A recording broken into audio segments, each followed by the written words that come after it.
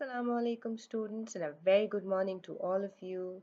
This is your teacher Miss Azmana and I'm here with another week's home task. Let's begin.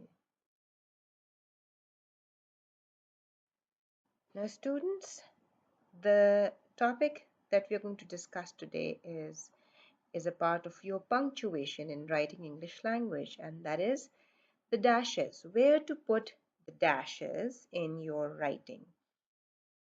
Now, there are two types of dashes. First, we have the dash with the size of an N. Don't get confused what is EN. It is N. I've written in words. So the length of that dash is the length of N, like this. And it is formed by putting a space before and after hyphen.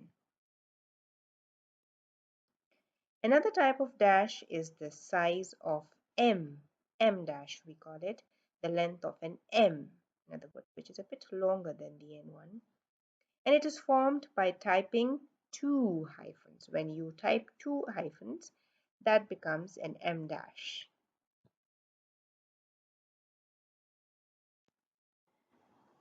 Now students, as I told you before that we have two types of dash that we can use. First, we are going to talk about the dash which is the size of N. Now, this N size dash indicates range such as period of time. For example, May, September issue, 1942 to 1945, or pages from 142 to 147. Now, this N size of dash also indicate a conflict or a connection. For example, the Trump-Biden debate or the Los Angeles to London flight.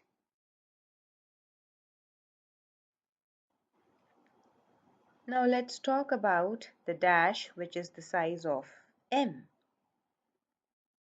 It can be used as substitutes for commas, colons, parentheses, and semicolons, but should be used sparingly.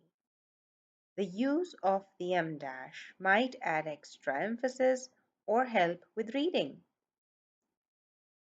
We have some uses. For example, to set off material for extra emphasis or dramatic flair. It is used to indicate an abrupt change or interruption. It is used to introduce or conclude a series. It is used to mark off phrases for readability or to break up dialogue. Now, what do I mean when I say to set off material for extra emphasis? Let's see. After 80 years of dreaming, the elderly man realized it was time to finally revisit the land of his youth, that is, Ireland. Money. It was all he ever thought about. So we see there's an extra emphasis on certain words. Time with family and friends. That was what Jan cared about now. You try in writing section of your notebook. The cafeteria, fill it in, share with partner. For example, the cafeteria. This is where teachers lose their minds.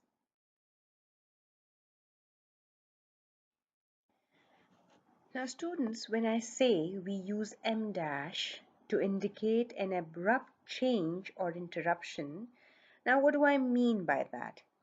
Let me explain you that through an example. I was going to buy, what did you say she wanted for her birthday? See, there is an abrupt change or interruption. I had a great day at the zoo. Hey, is that a jaguar? Again, an abrupt change from one sentence to another. Our substitute Spanish teacher, I think his name is Mr. Mendable, actually looks like a Superman. Now you try. Write a sentence about English class with an abrupt change. For example, our English teacher, does she even care that I have a life? Just assign 100 pages of reading this week. See, this is how you add M dash before you move towards an abrupt change. When I say the M dash is used to introduce or conclude a series, for example, books, papers, pencils, many students lack even the simplest tools for learning in 19th century America. Now to conclude, if you want to add some conclusions, to improve their health, Americans should critically examine the foods that they eat, like fast food, fatty fried foods, junk food, and sugary snacks. Now you try Instagram, Twitter, Snapchat. You finish the sentence. Instagram, Twitter, Snapchat. What did we all do with it? Time before the app age? See? Now, when I say we use M dash to mark off phrases for extra emphasis or to enhance readability. Slightly confusing example with commas. For example, even the simplest tasks, washing, dressing, and going to work, were nearly impossible after I broke my leg. Better example with dashes. Even the simplest tasks, washing, dressing, and going to work, were nearly impossible after I broke my leg.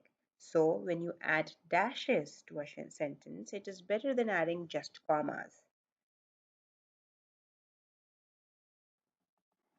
When I say I use the dash to break up a dialogue, what do I mean by that? I I don't know what you're talking about, denied the politician. Mimi began to explain herself, saying, I was thinking. I don't care what you were thinking, Rodolfo interrupted. True. Nervous, very, very dreadfully nervous. I had been and am. But why will you say that? I'm mad. Do you remember who wrote this? Now, this is your duty to remember. So, what I wanted to say was to break up a dialogue, we use the M dash. Colon versus M dash. Now, let's see where we can use colon as a punctuation mark and where we can use the M dash. Always use a colon in formal writing. Remember, students, an essay has three parts. We all know that: introduction, body, and conclusion. In informal writing, a dash sometimes adds little drama. For example, the house rule is simple. Dash, clean up after yourself. So when you want to add little intonation or a drama or a situation, you add a dash. Now students, as I have already told you that there's a difference between using colon and dash. Colon is for formal and dash is for informal writing. So let's see what kind of writing can have dash. All right, the first one. At our school, students are always encouraged to do the following: study, work hard, and treat others as they want to be treated. My mom always tells me, girls rule. The caterer ordered an assortment of cheeses for the party: cheddar, rye, and Gouda. The bookstore specializes in three subjects: art, architecture, and design. I got the best gift for Eid, a real lightsaber. I have two amazing talents: juggling and charming the audience with my comedy. Thank you very much, students. Take care of yourself. See you next time.